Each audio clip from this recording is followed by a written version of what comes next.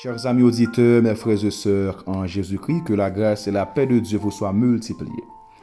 Nous avons continué à parler de ce grand personnage, à savoir Satan, le diable. Donc, l'important, frères et sœurs, pour nous connaître ennemi, si nous avons une guerre avec un ennemi, il y a un moyen qui permet de nous vaincre l'ennemi plus facile, c'est lorsque nous connaissons l'ennemi. C'est ça qui permet de nous vaincre l'ennemi. Si nous ne connaissons pas l'ennemi, frères et sœurs, nous sommes capables de prendre pile frappe. Surtout si c'est un ennemi spirituel, c'est pas un ennemi physique, c'est un ennemi spirituel. C'est une raison nous prenons petit temps ça pour nous parler un peu de Satan et ses acolytes et ses anges, ses compagnons. Donc nous déjà parlé un peu, nous déjà parlé des différentes appellations de Satan. Nous déjà parlé de sa nature et samedi passé nous avons parlé de ses activités. Jeudi nous parlerons son jugement en 5 étapes. Le jugement de Satan est réparti en 5 étapes. Monsieur déjà prend plusieurs coups dans le Seigneur déjà. Il déjà prend plusieurs coups dans le bon Dieu. Il pas comprend coup final. Nous les coups ça yo jugement. Le Seigneur qui t'en frappé monsieur plusieurs fois déjà. Donc c'est reste frappé l'attend depuis pour mettre fin dans monsieur. Il y a un jugement que Satan déjà connaît. Dans 5 jugements, ça a gagné 2, il déjà subi. Reste 3, ce sont des jugements à venir. Le premier jugement monsieur subi, c'est selon Ésaïe 14, le verset 13 et 14. Il a été précipité. Vous savez que Satan, il était dans la présence de Dieu. Il était au service de Dieu comme adorateur. Donc, à cause du péché, comme nous te dit ça précédemment, à cause de l'orgueil, à cause du péché qui était entré dans lui-même, il a été précipité. Regardez avec nous Ésaïe chapitre 14, verset 13 et 14. Tu disais en ton cœur, je monterai au ciel, j'élèverai mon trône au-dessus des étoiles de Dieu. Je m'assirai sur la montagne de l'assemblée, à l'extrémité du septentrion. Je monterai sur le sommet des nues. Je serai semblable au Très-Haut. Ça, c'est texte ça décrit exactement le comportement de Satan te gagné pendant que de la présence de Dieu. Il quittait orgueil en fléquel, parce que la Bible dit que l'orgueil précède la chute et l'arrogance précède la ruine. Donc, à cause de l'orgueil, il a été précipité. Le Seigneur chaviré, monsieur. Le Seigneur retiré, monsieur, dans la présence de Dieu. Satan n'est plus dans la présence de Dieu. Il n'est plus dans la présence de Dieu. Il a été précipité à cause du péché. Ézéchiel 28, verset 17 à 19. Ézéchiel 28, verset 17 à 19, eh bien, nous parle aussi de la précipitation de Satan, de la chute de Satan. On appelle ça la révolte luciférienne. C'est lorsque il s'était révolté contre Dieu. On appelle ça la révolte luciférienne. Eh bien, le Seigneur, il est précipité, monsieur, en bas. Il n'est plus dans la présence de Dieu. Ézéchiel 28, verset 17 à 19. Ton cœur s'est élevé à cause de ta beauté. Tu as corrompu ta sagesse par ton éclat. Je te jette par terre. Je te livre en spectacle au roi. Par la multitude de tes iniquités. Par l'injustice de ton commerce. Tu as profané tes sanctuaires. Je fais sortir du milieu de toi un feu qui te dévore.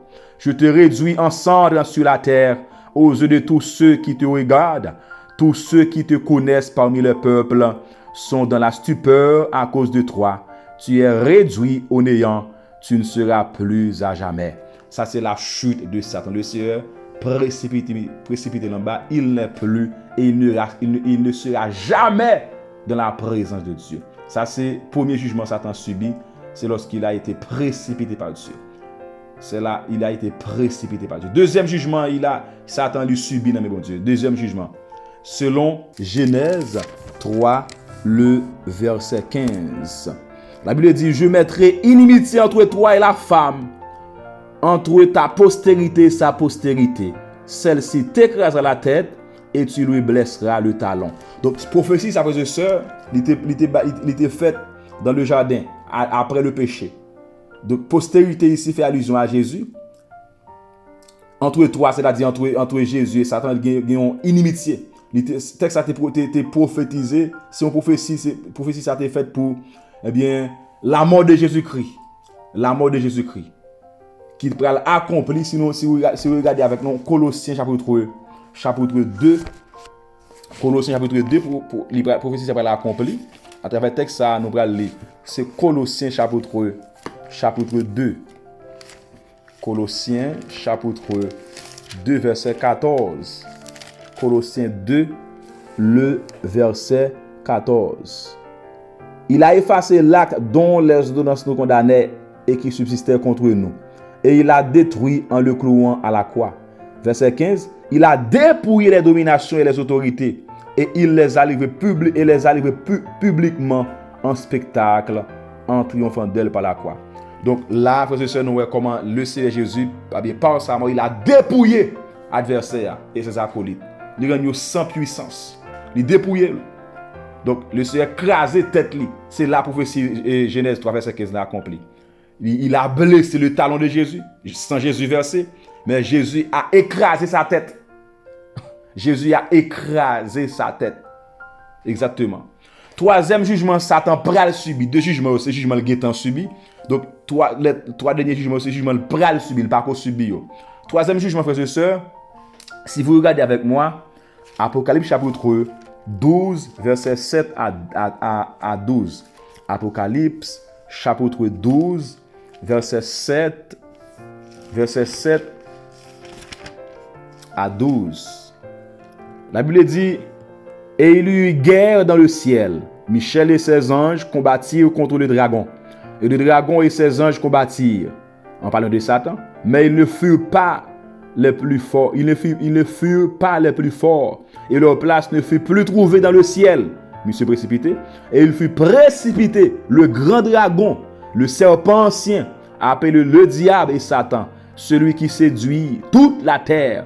Il fut précipité sur la terre et ses anges furent précipités avec lui. Et j'entendis dans le ciel une voix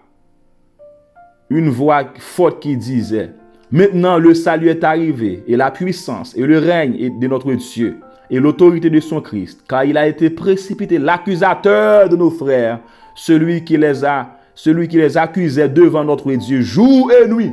Ils l'ont vaincu à cause du sang de l'agneau et à cause de la parole de leur témoignage, et ils n'ont pas aimé leur vie jusqu'à craindre la mort. Dans le texte, ça fait il y a plusieurs explications là-dedans. Le texte, ça ne pas seulement parler il parle un peu aussi d'un événement qui va se dérouler pendant la période de la grande tribulation. Pendant la période de la grande tribulation. Jusqu'à présent, lorsque nous lisons Job, nous avons Satan qui a accès pour lui aller auprès de Dieu, pour lui accuser les saints, accuser les chrétiens. Mais pendant la période, bien entendu, dans la période de la grande tribulation, il n'a pas gagné accès à ça encore. Il va le précipiter à jamais. Il va le précipiter sur la terre. Précipiter sur la terre. Pendant la période de la grande tribulation. Les salles pas gain accès encore pour accuser les saints, pour accuser les chrétiens. C'est pas le fini ça. C'est pas qu'au fait non. Mais pendant la période de grande tribulation, donc prophétie ça, les gains pour les accomplir. Quatrième jugement Satan va le subir. Il va le subir, c'est pendant la période de la grande, pendant la période millénaire, pendant la période du règne millénaire. Si vous regardez avec moi, Apocalypse chapitre 20, verset 1 et 2. Apocalypse chapitre 20, verset 1 et 2. La Bible dit, puis je vis descendre du ciel un ange qui avait la clé de l'abîme et une grande chaîne dans sa main. Il saisit le dragon, le serpent ancien, qui est le diable et Satan, et il le lia pour 1000 ans. Donc, l'événement, ça va le passer pendant la période de grande tribulation. Pendant la période de grande tribulation, pendant la période millénaire, là, vous connaissez la période millénaire, là, c'est vraiment une période de 1000 ans. Pendant la période de 1000 ans, Satan a enchaîné dans l'abîme. Pendant la période millénaire, Satan a en prison. Nous parlons de l'incarcération de Satan. Monsieur va en prison pour 1000 ans. Pendant la période millénaire là, Satan a enchaîné, fermé dans l'abîme pendant toutes 1000 ans. Ça c'est quatrième jugement avant dernier jugement le pral subi pendant la période du règne millénaire. Monsieur ap nan chaîne, l'a fermé dans abîme pour toute période 1000 ans pour pas nouer moun. Et dernier jugement le pral subi, dernier jugement c'est dans verset 7 à 11 là. Apocalypse chapitre 20 verset 7 à 11. Apocalypse chapitre 20 verset 7 à 11. Quand les 1000 ans seront accomplis, Satan sera relâché de sa prison. Et il sortira pour séduire les nations qui sont aux quatre coins de la terre, Gog et Magog, afin de les rassembler pour la guerre. Leur nombre est comme le sable de la mer, et ils montèrent sur la surface de la terre, et ils investirent le camp des saints et la ville bien-aimée. Mais un feu descendit du ciel et les dévora. Et le diable qui les séduisait fut jeté dans les temps de feu et de soufre, où sont la bête et le faux prophète, et ils seront tourmentés jour et nuit au siècle des siècles. Ça, c'est la destinée finale de Satan. C'est le sort final de Satan. Là, c'est fini.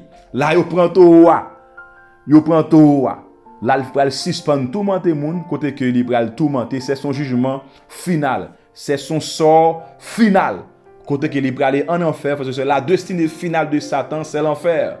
Le sort final de Satan, c'est l'enfer. Satan ira en enfer coûte que coûte. Inévitablement, c'est déjà signé, c'est déjà approuvé. Satan, il va aller en enfer coûte que coûte. Et jour après, ce qui est arrivé. Et ça fait monsieur déchaîné, il va là pour comment il est capable de dévorer moun, parce qu'il connaît que l'heure après arriver côté que, eh bien, il va aller arriver dans sa demeure finale qui c'est l'enfer, côté qu'il va le tourmenter jour et nuit au siècle des siècles. Tels sont les 5 jugements de Satan en 5 étapes. Nous avons déjà subi 2 dans 5 jugements. Ça, les 3 autres jugements, ce sont des jugements à venir. Seigneur, merci pour victoire que bon nous. Merci pour grâce. Un jour, ennemi, ça va suspendre tourmenter non. Ennemi, ça va suspendre nous non. Il va suspendre mettre troubles dans le monde. Il va suspendre mettre guerre dans le monde.